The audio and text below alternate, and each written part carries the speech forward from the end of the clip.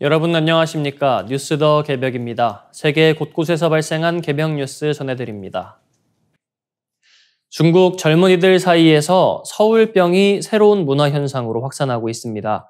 단순히 여행을 다녀온 뒤에 향수병을 넘어 서울과 한국 문화 전반에 대한 강렬한 동경이 반영된 표현입니다. 이 서울병은 의학적 진단명이 아니며 주로 서울에서 유학하거나 여행을 마치고 귀국한 중국 MZ세대가 느끼는 공허함을 뜻합니다. 예쁜 카페, 드라마 같은 거리 풍경, 아이돌 공연, 한강의 야경과 감성 등 한국에서의 경험이 귀국 후 일상과 대비되면서 생겨나는 감정입니다. 중국판 틱톡인 더우인에서는 서울병 해시태그 영상이 누적 조회수 1억 회를 넘었고 서울에 가면 하루하루가 너무 행복했다는 댓글이 이어지고 있습니다. 한 영상에는 78만 개가 넘는 좋아요가 달렸습니다. 지하철을 잘못 탔더니 한국 여성이 역까지 데려다줬다. 콘서트장에서 초콜릿을 나눠준 경험이 잊히지 않는다는 구체적인 체험담도 공유됩니다. 중국 누리꾼들은 한국은 적은 자원으로 풍부한 문화를 만들어내는 나라라며 긍정적인 평가를 내놓고 한국은 글로벌 MZ세대가 닮고 싶어하는 나라라는 인식이 확산되고 있습니다. 그러나 한국 내 여론은 엇갈립니다. 중국인 친구들이 서울병 얘기를 자주 한다는 경험담과 함께 중국 단체 관광 무비자 허용이 불안하다는 반감도 거세게 표출되고 있습니다. 실제로 극우 성향 단체의 반중 집회가 명동에서 벌어져 상인단체가 경찰에 시위 제한을 요청하는 상황까지 발생했습니다. 반면 관광업계는 환영 분위기입니다. 올해 들어 중국인 관광객이 지난해보다 16% 이상 늘었고 무비자 정책과 국경절, 중추절 연휴가 겹치면 수요가 크게 증가할 것이라는 전망이 나옵니다.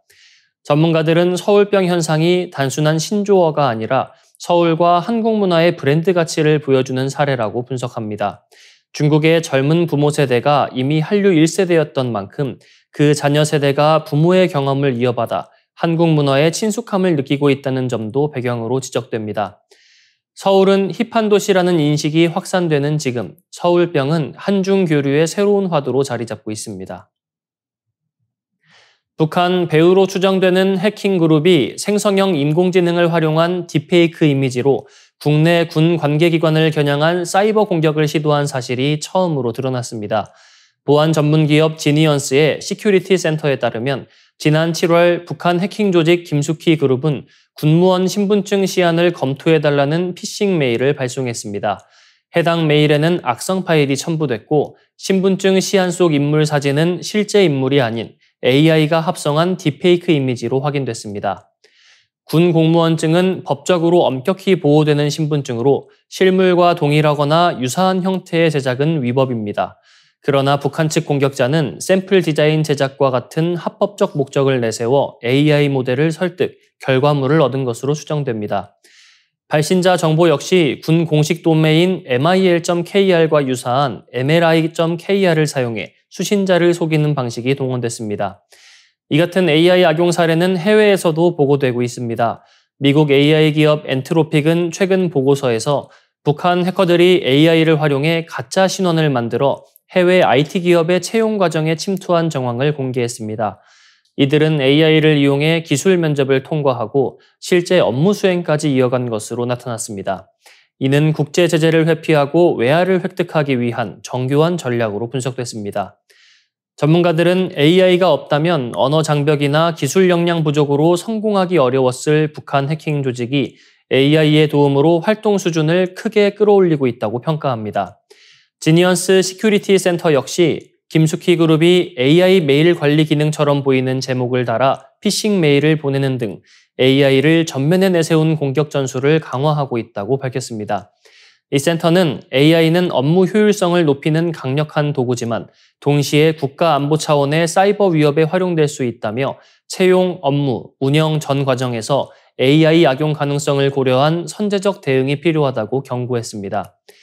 AI가 만들어낸 딥페이크 공격은 이제 단순한 기술 호기심을 넘어 실질적인 안보 위협으로 부상하고 있습니다. 한국이 세계 최초로 소형 용융염 원자로를 탑재한 LNG 운반선을 개발하며 해운업의 패러다임을 바꾸고 있습니다. 한국원자력연구원과 삼성중공업이 공동으로 추진한 이 프로젝트는 미국 선급협회와 라이베리아 기국으로부터 기본 승인을 획득하며 국제적 안전성을 입증했습니다. 이번 성과는 원자력 기술이 해상 운송 분야에 본격 진입했음을 보여주는 역사적 사건으로 평가됩니다.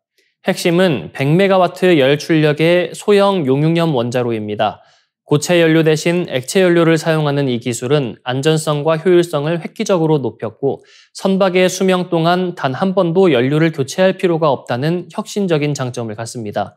연료 재충전이 필요 없는 만큼 운항 중단을 최소화하고 운영비를 대폭 절감할 수 있다는 점에서 해운업계의 게임 체인저로 주목받습니다. 특히 이번 성과는 단순한 기술적 돌파구를 넘어 탄소 중립 시대에 해운업이 나아가야 할 방향을 제시하고 있습니다.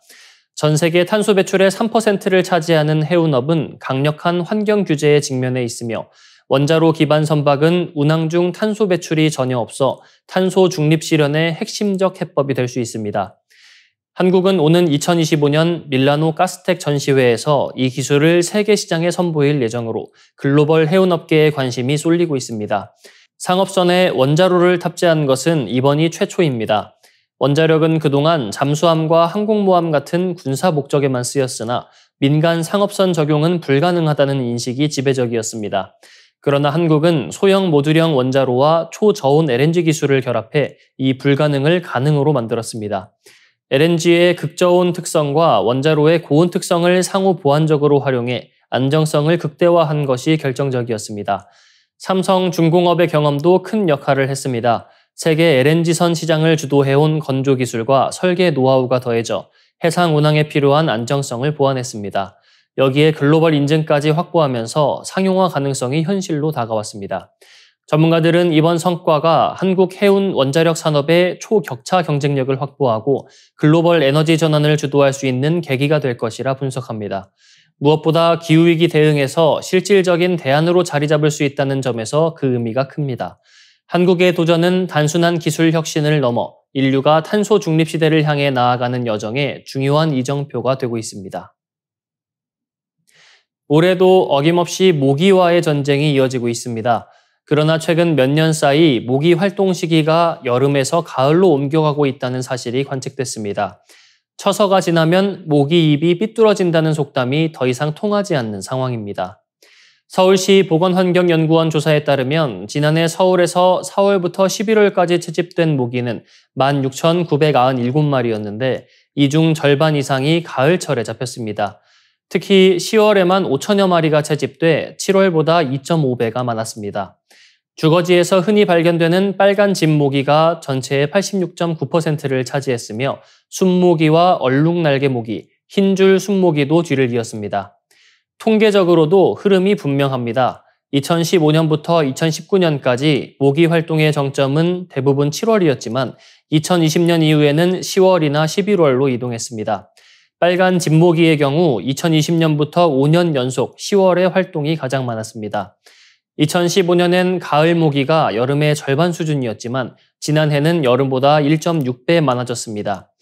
이 같은 변화의 배경에는 기후가 있습니다. 모기는 변온 동물이라 기온 변화에 민감합니다.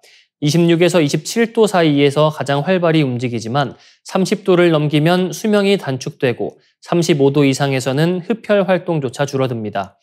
여름철 폭염이 반복되면서 모기들은 열 스트레스에 시달리고 개체수가 줄어드는 반면 비교적 선선한 가을이 모기의 최적 활동 시기가 되고 있습니다.